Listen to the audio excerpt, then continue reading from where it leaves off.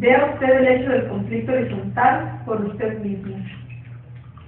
Si usted observa sin palabras, el observador se disuelve en la observación. O sea que usted se vuelve irrelevante para sí mismo si usted observa sin palabras. Pero si usted observa con palabras, el observador vuelve a surgir a la conciencia y entonces aparece la ilusión de que el observador está separado del observado, lo que llamo conflicto horizontal. Ahí es donde eso de que deja de existir, ¿no? Lo que decimos, deja de existir. Interlocutor. Y la televisión refuerza eso. Rubén, no lo repita, vea si es cierto o no. El observador para mí se llama Rubén. Rubén es memoria. Rubén es el que opina, se encoleriza, el que tiene tristeza. Rubén es el que tiene sutiles y groseras esperanzas, deseos y exigencias. El observador es todo esto. Vea usted si sus deseos son estimulados por la televisión. Véalo bien. Interlocutor. Continúe, creo que voy entendiendo. El observador es el egoísmo. Rubén, claro, el observador, mientras no se disuelve en la pura observación, que es la percepción unitaria, se vuelve el ego, lleno de memoria, juicios, comparaciones, cosas que le disgustan, y ese observador divide, separa, se divide y se separa de todo, conflicto horizontal. Al separarse, el observador se siente vivo, por eso la vida del observador es separar, antagonizar, pelear, porque así se siente uno vivo. En percepción unitaria, uno puede contemplar sin distorsión de memoria o distorsión de conocimientos de mi pasado esa actividad del observador, esa vida de separación y reacciones. La televisión hace que sea muy difícil contemplar sin distorsión y sin reacción alguna esa actividad separativa de la mente que recibe el inocente nombre de yo, de observador, de experimentador, de pensador y analista. Interlocutor. Bueno, pero la televisión se ha vuelto la principal fuente de información para la gente. ¿Sí? La televisión nos hace creer que estamos bien informados, pero es al revés, estamos mal informados por la televisión. La televisión agrava el déficit de atención que ya existe en una población apática, triste, frustrada en la carrera por el éxito y el prestigio personal y nacional. Y con esta poca atención recibimos información parcial del estado del mundo, una información tamizada y deformada por aquellos que controlan y manipulan la televisión. La televisión nos hace creer que estamos en el espacio, cuando en realidad nos hace vivir en un espacio virtual que no es nada más que tiempo, el tiempo de la memoria de los programadores de la televisión. Así se reemplaza vivir en el ambiente y cuidarlo por el triste hecho de mirar televisión. La televisión nos enajena de la naturaleza, nos vuelve extraños a la naturaleza. Además, la televisión nos roba el tiempo que podríamos usar estando en contacto con la naturaleza. La televisión no es democrática. Los que hablan por televisión es porque pueden pagar el enorme costo del tiempo de la televisión.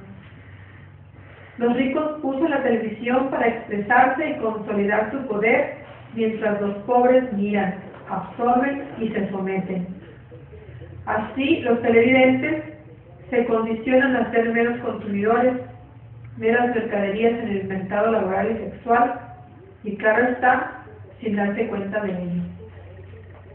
Los intentos de terminar con la televisión han sido risueños.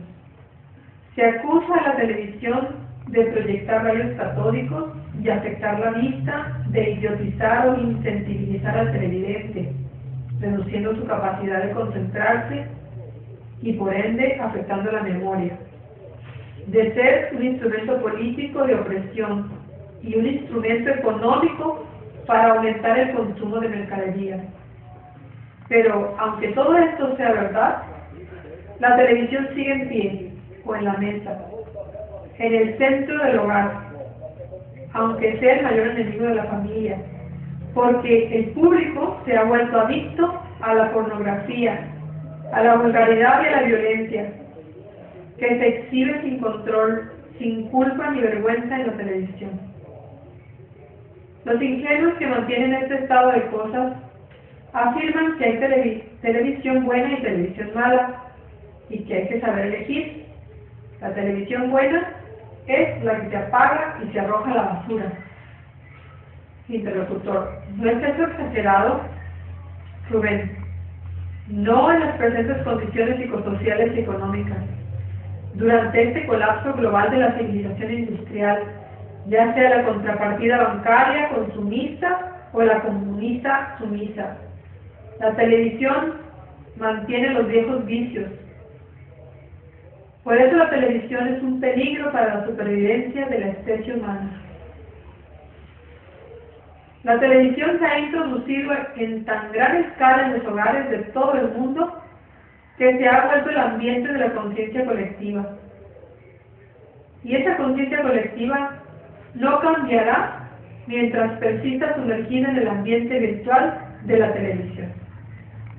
Interlocutor: ¿usted dice que la televisión tiene su propia ideología?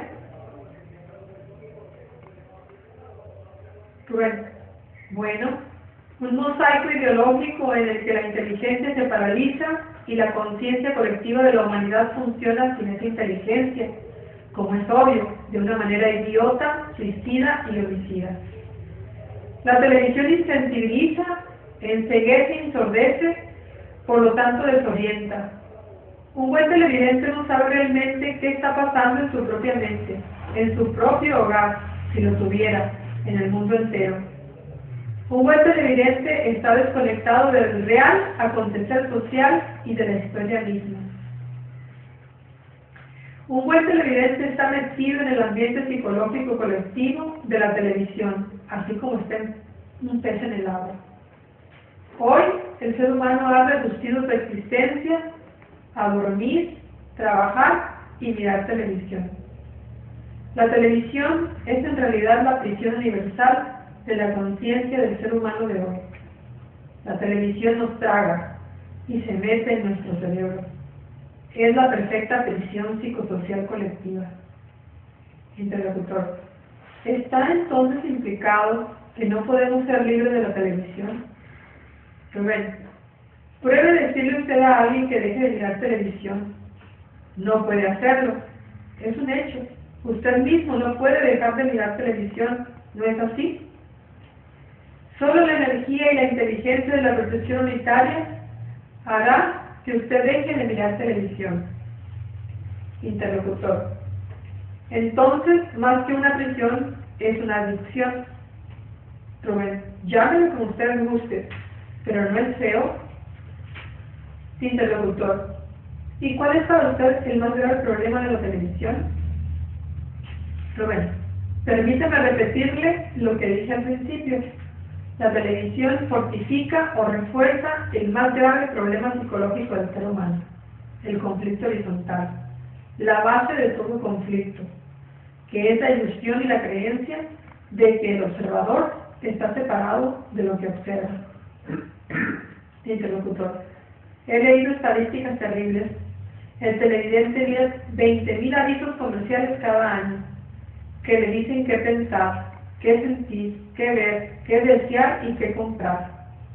Las imágenes que aparecen en televisión están pagadas por unas 200 familias en todo el mundo, y estas imágenes son el 95% de lo que se ve por televisión.